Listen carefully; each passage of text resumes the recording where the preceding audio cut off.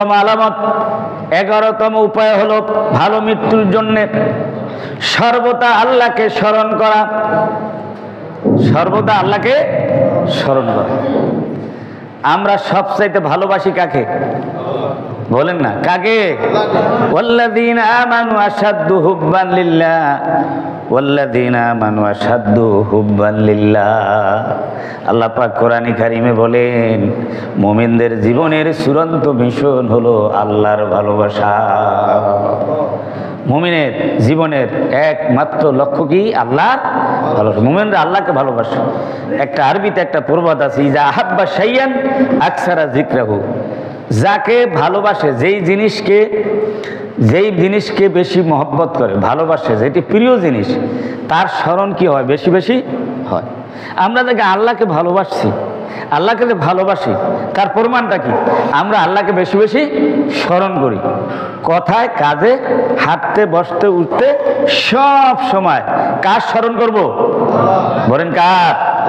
সুখে দুঃখে বা দিন রাত সর্বদা আল্লাহর তাসবিহ তাহলিল বা মুখে ও অন্তরে আল্লাহকে স্মরণ করতে হবে।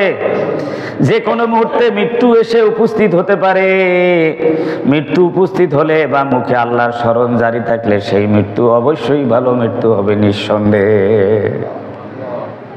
মৃত্যু যে কোনো সময় আসতে পারে। একবার সব কিছু গুছিয়ে সাজিয়ে আপনাকে শোয়ায় রাখবে বিছানায়, আর আজরাইল এসে জান কবজ করে, এরকমটা নাও হতে পারে। ঠিকই না? কোথায় হবে কেউ আমরা জানি? হাটে হতে পারে, পথে হতে পারে, ঘাটে হতে পারে, গাড়িতে হতে পারে, আকাশে হতে পারে, হাসপাতালে বেডে হতে পারে, ঘরেও হতে পারে। কেউ জানে না। আল্লাহ না করুক কারো মৃত্যু বাথরুমও হয়ে যায়। আল্লাহ না করুক, হয়ে যায় কি না? এই জন্য সবসময় আল্লাহকে যদি আমরা স্মরণ করি, আর আল্লাহকে সবসময় স্মরণ না করলে সেই মুমিনের অন্তর মরে যায়। হাদিস শরীফে এসেছে, সাইদ বিন মানসুর হাসান রাদিয়াল্লাহু তাআলা থেকে বর্ণনা করেছেন, সুইলান নবী সাল্লাল্লাহু আলাইহি ওয়াসাল্লাম আইয়ুল আমালি আফজাল, ক্বালা আন তামুতা ইয়াওমা তামুতু ওয়া লিসানুকা রাতবুম মিন যিকরিল্লাহ। নবী করিম সাল্লাল্লাহু আলাইহি সাল্লাম থেকে প্রশ্ন করা হয়েছিল, জানতে চাওয়া হয়েছিল, আইয়ুল আমালি আফজাল, কোন আমল শ্রেষ্ঠ? কোন আমল শ্রেষ্ঠ, মর্যাদাপূর্ণ, আল্লাহর কাছে প্রিয়? ক্বালা আন তামুতা ইয়াওমা তামুতু, যেদিন তুমি মরে যাবে, মৃত্যুর দিন।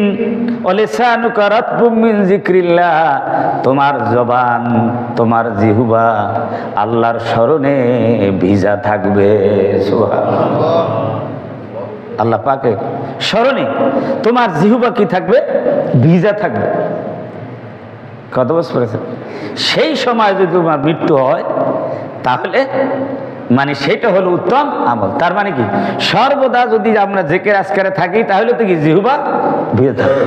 কিছু মানুষ আছে একটু সময় পাইলেই আজে বাজে নিজের 14 গোষ্ঠীর গীত গায়। গীত গাওয়া পর্যন্ত, এই গীত গাওয়াতে আমরা আছি। কিন্তু আমাদেরকে একটু সময় পেলেই আমাদের কি করতে হবে?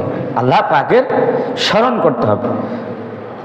আপনারা জানেন, এক হাদিসে আছে, জান্নাতে যাওয়ার পরেও মানুষের একটা আফসোস থাকবে, কোনো আফসোস থাকবে না, পাওয়ার কোনো আফসোস থাকবে না, যে এইটা পাইলাম না, ওইটা পাইছি, এইরকম কোনো আফসোস থাকবে না যারা জান্নাতে যাবে। কিন্তু একটা আফসোস থাকবে। কোন আফসোস?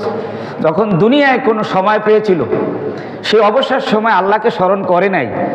যদি আরো বেশি বেশি করতো, তাহলে আরো বেশি বেশি কি হইতো? লাভবান হয়তো। ওই সময়টার জন্য কি আফসোস করতে থাকতো।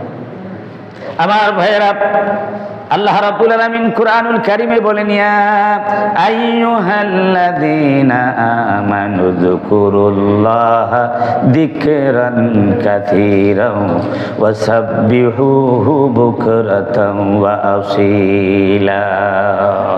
সূরা আহজাব 41 এবং 42 নম্বর আয়াত। হে ঈমানদার ব্যক্তিগণ, তোমরা আল্লাহকে বেশি বেশি স্মরণ করো।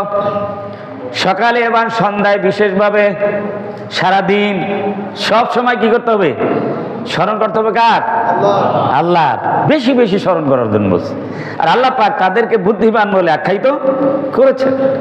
আল্লাহ পাক বলেন, আল্লাযীনা ইয়াযকুরুনাল্লাহা কিয়ামান ওয়া কুউদান ওয়া আলা জুনুবিহিম ওয়া ইয়াতাফাক্কারুনা ফি খালকিস সামাওয়াতি ওয়াল আরদ।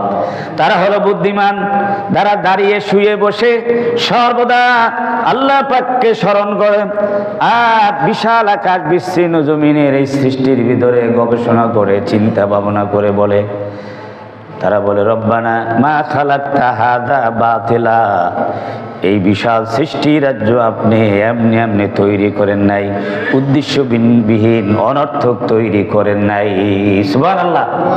জিকির করে আর ফিকিরও কি করে। এই জন্য আমি বলছি জিকির এবং ফিকিরের মাধ্যমে সমন্বয় জীবন গঠন করতে হবে, সেই জীবন হবে সফল জীবন। সুতরাং সর্বদা আল্লাহকে স্মরণ করা এটি হচ্ছে ভালো মৃত্যুর অন্যতম আরেকটি উপায়।